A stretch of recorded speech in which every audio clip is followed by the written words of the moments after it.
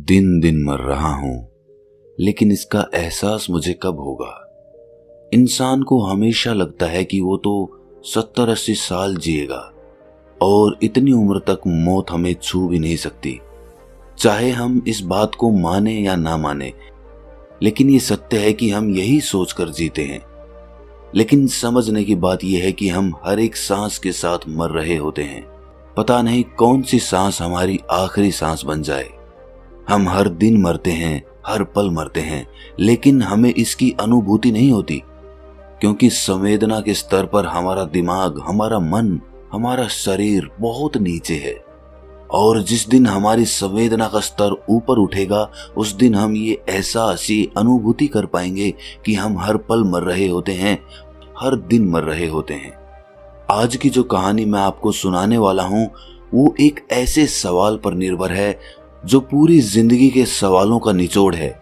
ये एक ऐसा सवाल है जो हर एक इंसान के मन में उठता होगा, लेकिन उसका जवाब आपको कहीं से नहीं मिला होगा। आज की जो कहानी मैं आपको सुनाने वाला हूं, उसमें आपको अपनी जिंदगी के सारे सवालों के जवाब एक ही सवाल के माध्यम से मिलेंगे। इससे पहले कि आप इस कहानी में खो जाएं, इस चैनल को सब्सक्राइब जरूर कर लें। तो चलिए कहानी शुरू करते हैं। पुराने समय की बात है। दो भाई हुआ करते थे, दोनों जुड़वा थे और दोनों में बहुत ही प्रेम था।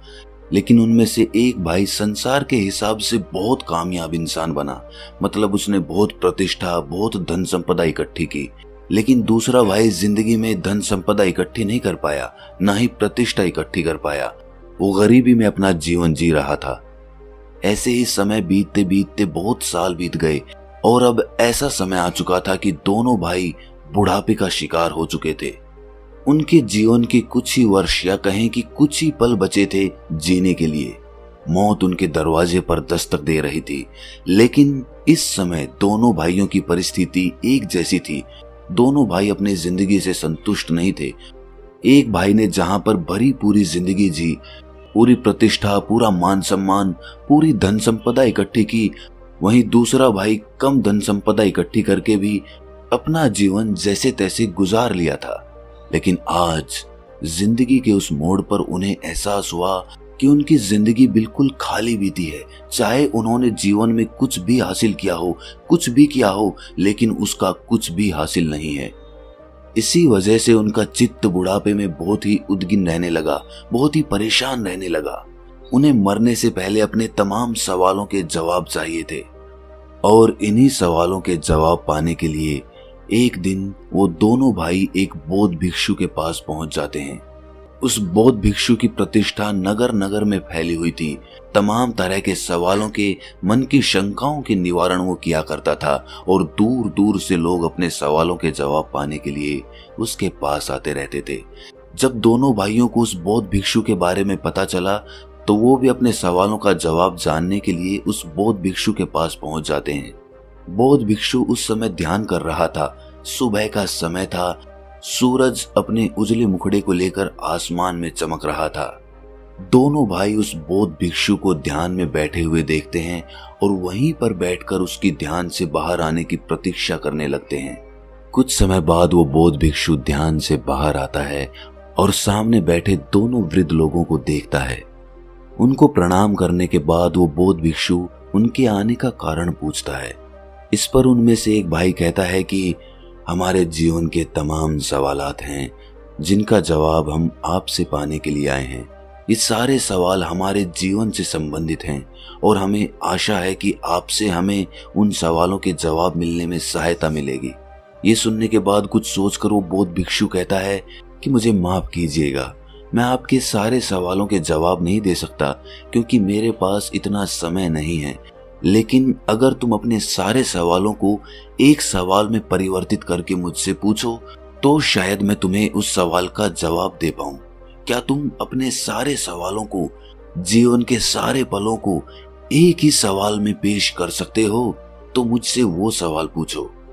दोनों भाई कुछ समय के लिए आपस में चर्चा करते हैं और कुछ सोचकर एक भाई कहता है कि वैसे तो सारी जिंदगी को एक सवाल में पेश करना बहुत मुश्किल है। ये बहुत ही नामुमकिन सी बात लगती है, लेकिन हम दोनों भाइयों ने आपस में सहमति करके अपनी जिंदगी को एक सवाल में पिरो दिया है और वो सवाल ये है कि मैंने और मेरे भाई ने अपने जीवन को संपूर्ण तरीके से जिया है। मैंने अपने जीवन में बहुत धन संपदा इकट्ठी की, बहुत प्रतिष्ठा कमाई, और मेरे भाई ने कम धन संपदा इकट्ठी की, लेकिन फिर भी उसने अपना जीवन संतोषजनक जिया। लेकिन अब जीवन के इस मोड़ पर, जहां पर हमें मौत कभी भी शिकंजे में ले सकती है, हमें पता नहीं कैसा एहसास हो रहा है। हमें लगता है कि हमने जीवन में जो भी इकट्ठा किया, जो भी पाया, वो सब कुछ व्यर्थ है, वो सब कुछ खाली है, क्योंकि मौत सब कुछ खत्म कर देगी।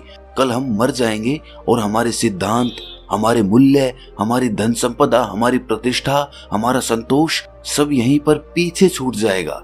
और अब हमारे मन में ये सवाल जन्म ले रहा है कि जीवन में ऐसे मूल्यों का क्या उपयोग जो मौत के साथ खत्म हो जाएं।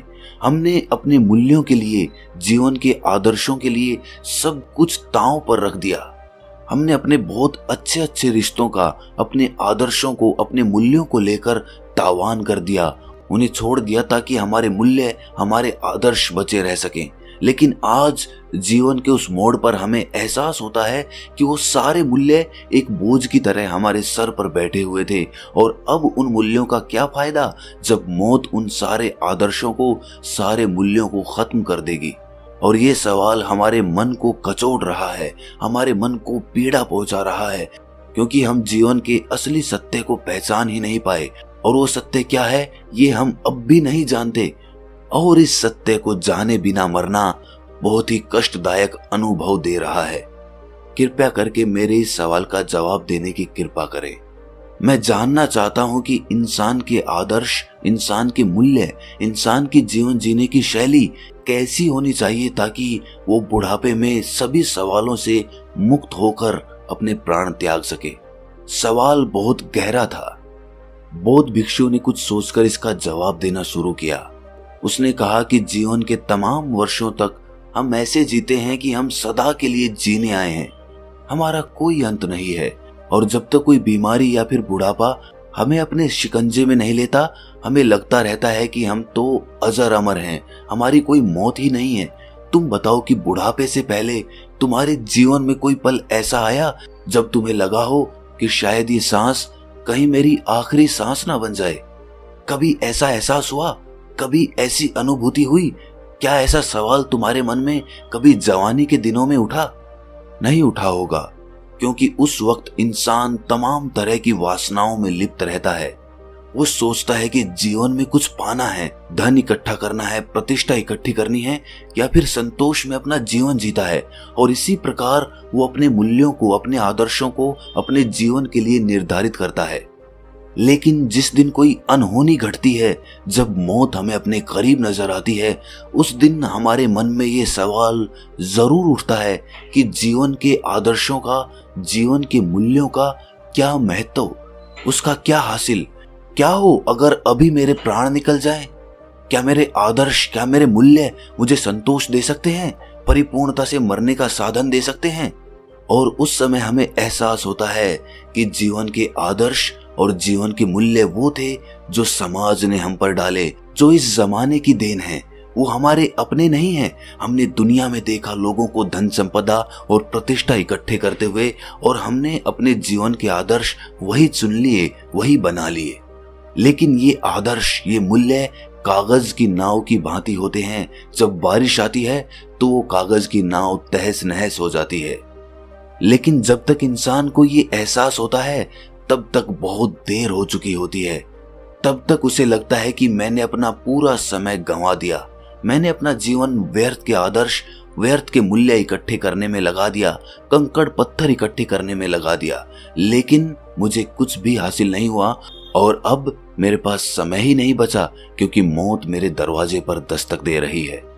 और यही विचार इंसान के मन में, इंसान के हृदय में एक पीड़ा उत्पन्न कर देता है, एक असंतोष की भावना उत्पन्न कर देता है, जिससे वो परिपूर्णता से मर नहीं पाता, मौत को खुशी खुशी गले नहीं लगा पाता। लेकिन असली सवाल ये नहीं है। असली सवाल है कि मौत को खुशी खुशी गले लगाया जा सकता है? क्या परिपूर्णता के साथ, संतोष के साथ मृत्यु को पाया जा सकता है? और अगर इस सवाल का सटीक जवाब आपको मिल जाता है, तो आपको जीवन जीने की राह भी मिल जाती है, क्योंकि मौत ही होती है जो जीवन का दूसरा हिस्सा होती है, दूसरा पहलू होती है जो हमें जीवन जीने का मार्ग दिखलाती है। जरा सोचो कि तुम्हारी मृत्यु आज अभी यहीं पर हो जाए तो तुम्हें किस बात का पछतावा होगा। जरा सोचो, तुम्हें पछतावा होगा तमाम उन चीजों का जो तुम अपने जीवन में हासिल नहीं कर पाए, जो तुमने अपने लक्ष्य निर्धारित किए थे, तुम उन तक पहुंच नहीं पाए, और यही पीड़ा तुम्हारे मन को दीमक की तरह खा रही है। और अगर तुमने अपने लक्ष्य को हासिल भी कर लिया है, उसे पा भी लिया है, तो भी तुम्हारा मन संतोष में क्यों नहीं है? क्योंकि आज इस मोड़ पर तुम्हें पता चला कि वो लक्ष्य जो मैंने निर्धारित किया था, जो मैंने बनाया था, वो मिथ्या था, वो सच नहीं था, वो वास्तविक नहीं था, वो परमानंद देने वाला नहीं था।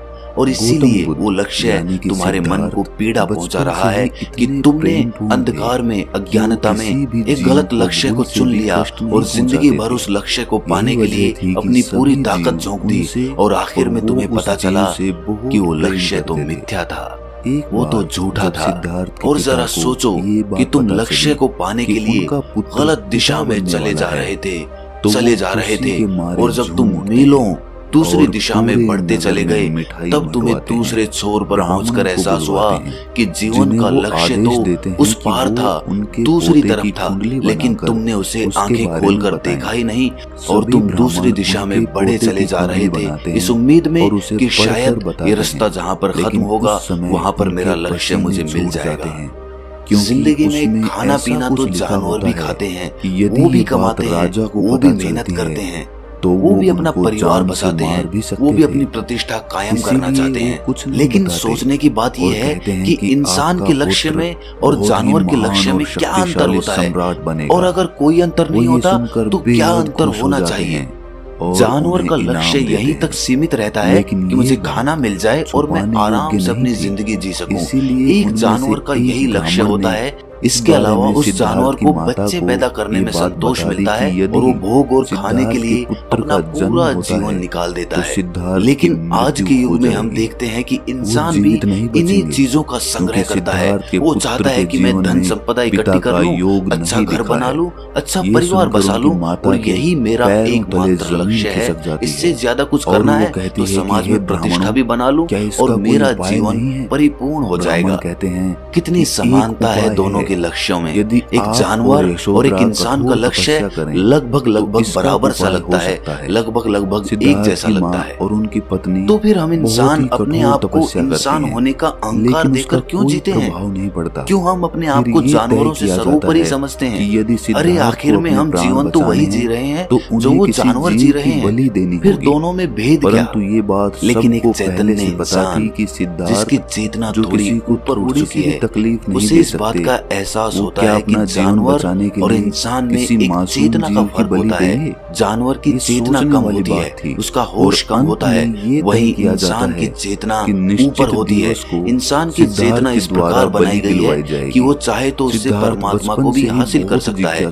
लेकिन हम उस चेतना का उपयोग कहाँ पर करते हैं? यहाँ कोई धन संपदा, प्रतिष्ठा, ये छोटे छोटे लक्ष्य, ये कंकड़ पत्थर इकट्ठी करने में, और उसी चेतना के स्तर को और ऊंचा उठाते हुए हम उस परमानंद का आनंद उठा सकते थे, उस परमात्मा को जान सकते थे। वहाँ पर लेकिन वो चेतना हमने अपने जीवन काल में बर्बाद कर दी, व्यर्थ कर दी, और यही पीड़ा हमारे मन को कचोटती रहती है। वही चेतना हमें ये एहसास कराती रहती है कि तुम्हारे सारे लक्ष्य कंकड़ पत्थर की भांति थे, और इसी वजह से आदमी कभी परिपूर्णता के साथ नहीं मरता। उनके समाज के सारे आदर्श, सारे मूल्य तुम्हारे ऊपर एक बोझ की तरह बने रहते हैं। तुम उनका पालन तो करते हो, लेकिन अधूरे चित्त से। तुम्हारा चित्त उसमें पूरा शामिल नहीं होता, क्योंकि वो तुम्हारी खोज नहीं है, वो समाज के द्वारा तुम पर डाला गया है। लेकिन जिस दिन तुम उन आदर्शों का, उन मूल्यों का अच्छे तरीके से निरीक्षण कर लोगे, अच्छे तरीके से पहचान लोगे, उस दिन वो आदर्श, वो मूल्य एक बोझ नहीं बनेंगे, वो तुम्हारे लिए जीवन जीने की एक दिशा प्रदान करेंगे। जीवन में इंसान का एकमात्र लक्ष्य होना चाहिए कि अपने चेतना के स्तर को ऊपर कैसे उठाएं, ताकि